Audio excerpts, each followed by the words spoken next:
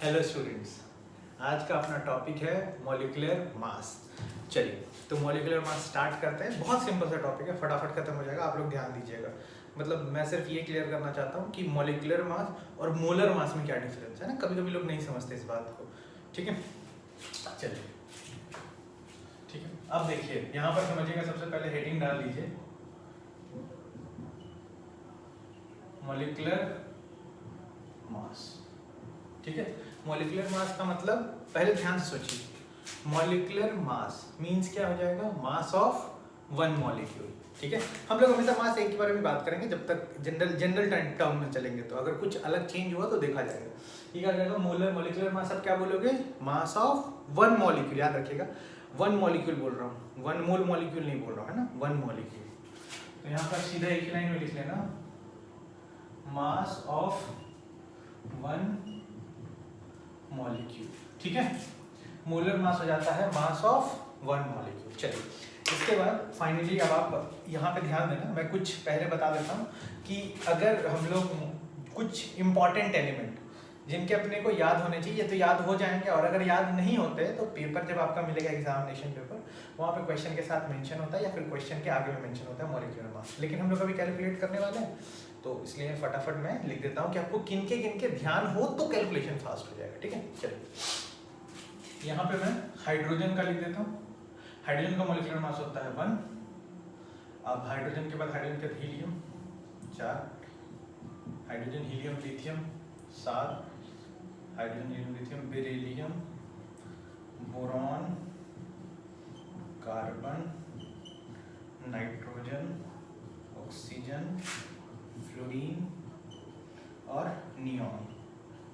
और ये कौन सा गैस है, इनर्ट गैस है। नियॉन का हो जाएगा आपका 20 होता है। ठीक है, तो नियॉन का लिख लीजिएगा 20। मतलब मैंने 1 से लेके 10 एटॉमिक नंबर तक यहाँ पर लिख दिया। इसके बाद sodium magnesium aluminium, sodium magnesium aluminium, ये लिख लीजिए। अब इसका हो जाएगा 27। इसका थोड़ा ध्यान रखना पड़ता है ना, कुछ एलिमेंट का ध्यान रखने का पड़ेगा आपको। फिर इसका आ जाएगा फास्फोरस। फास्फोरस के बाद फास्फोरस का ध्यान रख लो, फास्फोरस का हो जाएगा 31, सल्फर का हो जाएगा 32, फास्फोरस सल्फर। इसके बाद आप क्लोरीन ले लो, क्लोरीन ये तो आप लोगों को याद ही होगा 35.5 क्लोरीन। फिर 19 ले लो पोटेशियम, इसका हो जाएगा 19 ले लीजिए। इसका 39 हो जाएगा। जो इंपॉर्टेंट है उनके लिख रहा हूँ, कुछ स्किप भी कर दूंगा, जो इंपॉर्टेंट है सिर्फ वो लिख रहा हूँ। पोटेशियम, फिर कैल्शियम पे आ जाइए, तो कैल्शियम का हो जाएगा आपका 40, एटॉमिक नंबर 20 होता है, मास इसका 40 होता है। ठीक है, अब देखिए अब हम लोग 20 के आगे जो इंपॉर्टेंट है अपने लिए उनका लिखने वाले हैं। ठीक है, सबसे पहले आप लिखिए क्रोमियम। क्रोमियम का 63.5 ले लीजिए। ठीक है, सॉरी 52 हो जाएगा, इसका हो जाएगा 52। क्रोमियम का 52 होता है, Mn का 55 हो जाएगा, और Fe का आप लिखोगे तो ये 56 हो जाता है। ठीक है, कॉपर का लिखोगे ना तो वो 63.3 हो जाता है, और Zn ले लीजिएगा तो इसका 65 हो जाएगा। यहाँ पर जो है ना, ये आपको याद रहे तो ठीक है, नहीं तो अदरवाइज क्वेश्चन में मेंशन किया रहता है। और भी कुछ होते हैं, जैसे ब्रोमीन का आप लिख लीजिए, ब्रोमीन का याद रहे तो अच्छा है। ब्रोमीन, आयोडीन का 127, ठीक है, सिल्वर 108, Hg, ठीक है, Hg का 200, और Pb का आप देख लो, Pb का 208। अगर इतना ध्यान में रहे तो फटाफट हो जाएगा। हम लोग अभी क्वेश्चन करने वाले, इसलिए मैंने पहले ही लिख दिया है।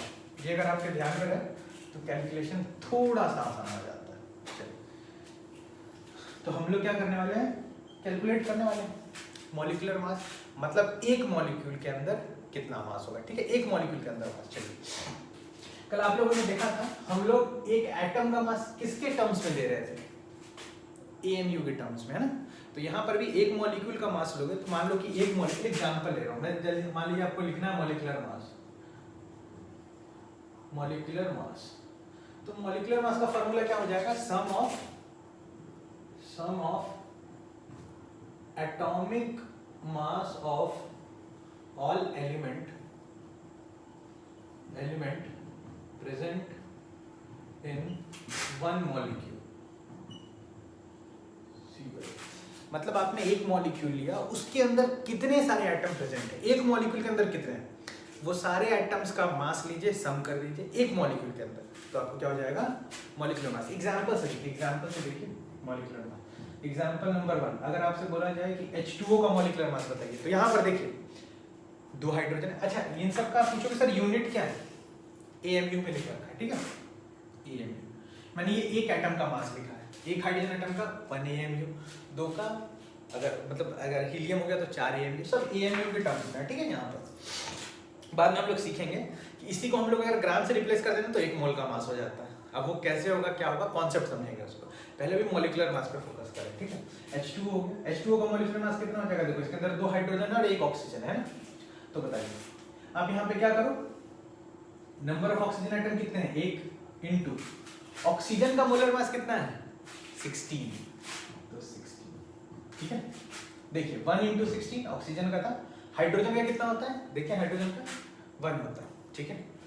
तो प्लस 1 इंटू हाइड्रोजन में कितने एटम है 2, इसलिए 2 से मल्टीप्लाई करो, तो आपका सम होकर कितना आ जाएगा वैल्यू 16 बन जाए 16 और 2 18, ठीक है। यूनिट पे बात करेंगे, इसका यूनिट ना AMU में भी देते हैं और AMU में लोगों ने बाद में डिस्कार्ड कर दिया, बाद में U में देने लगे यूनिफाइड मास, तो मैं कॉन्सेप्ट बताता हूँ उसका, ठीक है। दूसरा ले लीजिए, वाटर आपने देख लिया, दूसरा ले लो H2CO3, ठीक। अब किसी ने पूछा कि भाई इसका मॉलिक्यूलर मास क्या है, मॉलिक्यूलर मास ध्यान रखिएगा, मॉलिक्यूलर मास मतलब मॉलिक्यूल का मास, और अगर मोलर मास लिखा होगा तो 1 मोल का मास, ठीक है। आप एक ट्रिक भी कर सकते हो कि अगर ग्राम सबके साथ लिखते जाओ ना तो मॉलिक्यूलर मास बन जाएगा, सॉरी मोलर मास बन जाएगा, लेकिन वो लॉजिकली समझेंगे कैसे होता है, पहले इस पर फोकस करते हैं। यहाँ पे हाइड्रोजन कितने हैं 2, और हाइड्रोजन का मोलर मास कितना होता है 1, कार्बन कितना है 1, प्लस कार्बन 1 है ना, तो 1 कार्बन और कार्बन का होता है 12, प्लस ऑक्सीजन कितने हैं यहाँ पे 3, तो 3 इंटू ऑक्सीजन के कितने हो गए, 1 का 16, तो 3 ऑक्सीजन का 3 इंटू 16। अब आप देखिए 2 1 जा 2 और ये हो जाएगा 12 और 14 और ये कितना हो जाएगा 48, तो कितना हो जाएगा 60, तो मोलर मास आ जाएगा 60 थर्ड। चलिए H2CO3 देखिए, अब H2SO4 देख लीजिए, देखिए H2SO4 में एक सल्फर है, 2 हाइड्रोजन है और 4 ऑक्सीजन है, ठीक है। तो इधर से स्टार्ट करते हैं, हाइड्रोजन 2 है तो 2 इंटू हाइड्रोजन का मोलर मास कितना होता है 1, प्लस सल्फर कितना है 1, तो 1 इंटू सल्फर का मोलर मास कितना है, यहां देख लीजिए 32, ठीक है 32 आ जाएगा आपका, प्लस ऑक्सीजन का कितना होता है, कितने एटम ऑक्सीजन के 4, और 1 का मास कितना होगा 16, तो 16 इंटू 4, देखिए सम करिए 32 और ये 2 34 हो जाएगा, और 16 हो जाए कितना हो जाएगा, देख लीजिए 32 और ये तो 48 हो जाएगा, ये 250 और ये हो जाएगा, ये तो 64 हो जाएगा, 64 और 2 कितना हो जाएगा 68, और हाँ एक मिनट देखिए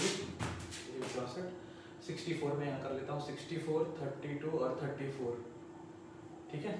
तो H2SO4 का हो जाएगा सीधा आ जाएगा 8 98 आ जाएगा, ठीक है 98 आ जाएगा, बहुत बढ़िया 64 और 34, हाँ 98 आ जाएगा, ठीक है। तो आप सम करके लिख लीजिए, उसके बाद H2SO4 के बाद देखिए यहाँ तक आपको समझ में आया कि कैसे करना है। अब क्या कर रहा हूँ मैं 2-4 क्वेश्चन देता हूँ, आप फटाफट उसको अटेम्प्ट कर लेना वीडियो पॉज करके, और उसके बाद मैं बता दूंगा कि उसका आंसर क्या होगा। चलिए तो यहाँ पे क्वेश्चन लिख लीजिए, calculate the molecular mass of given molecule, ठीक है। चलिए पहला आपको कैलकुलेट करना है, सबसे पहले आप ले लीजिए CaCO3 ले लो, फिर दूसरा मॉलिक्यूल आप ले लो H2SO5 ले लीजिए, ठीक है। थर्ड मॉलिक्यूल आप एक ले लो CaOCl2 ले लो, ब्लीचिंग पाउडर, ठीक है, इसका एग्जैक्ट फार्मूला तो अलग होता है। अच्छा फोर्थ आप ले लीजिए MgCl2.6H2O, ठीक है। और एक लास्ट मॉलिक्यूल आप एक और ले लो, ये ले लो ना Na4K, या फिर रुकिए मैं मॉलिक्यूल ही सही देता हूँ, एग्जैक्ट मॉलिक्यूल देता हूँ, फेमस है K4FeCN6 ये मॉलिक्यूल, ठीक है। इसको अटेम्प्ट करिए, आप वीडियो पॉज करिए, उसके बाद फटाफट अटेम्प्ट करिए, फिर देखते हैं इसका आंसर कितना आता है, ठीक है। तब आप मिला पाओगे। यहाँ पे जो डॉट है ना, ये डॉट मैथ वाला डॉट नहीं है कि जो इसका निकाला क्रॉस मल्टीप्लाई कर दिया। एक बार अटेम्प्ट कर लीजिए, फिर मैं फटाफट इसको कैलकुलेट करता हूँ। वीडियो पॉज करिए, अटेम्प्ट करिए और बताइए मेरे को, फिर मैं कैलकुलेट करूंगा, ठीक है। चलिए, आई थिंक हो गया होगा आप लोग। मैं कंटिन्यू करूं? चलिए यहाँ पर आप यहाँ पे जाओ तो यू यू यू लिख सकते हो, मतलब इसका भी यू इसका भी यू यू में लिख सकते हो। अब यू क्यों लिखेंगे वो बात करेंगे। CaCO3 में आप देख लो कितना आना चाहिए आपका। कैल्शियम कितना है? कैल्शियम का 40 प्लस कार्बन एक है तो कार्बन का 12 प्लस ऑक्सीजन में कितना हो जाएगा 16 48 कितना हो जाएगा 60 और 40 100, ठीक है। यूनिट पे बात कर लेंगे, किस यहाँ पे यूनिट क्या लिखना है वो बता देता हूँ। यू लिखते हैं जनरली, AMU भी लिख सकते हो, लेकिन सबने डिस्कार्ड करके उसको यू लिखना स्टार्ट कर दिया, ठीक है।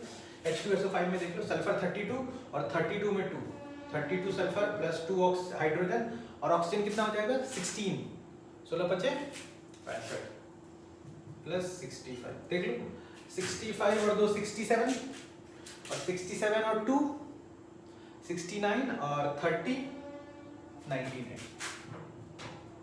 ठीक है। COCl2 कैल्शियम में कितना होगा 40 प्लस ऑक्सीजन में कितना हो जाएगा 16, चेक कर लीजिएगा, ठीक है।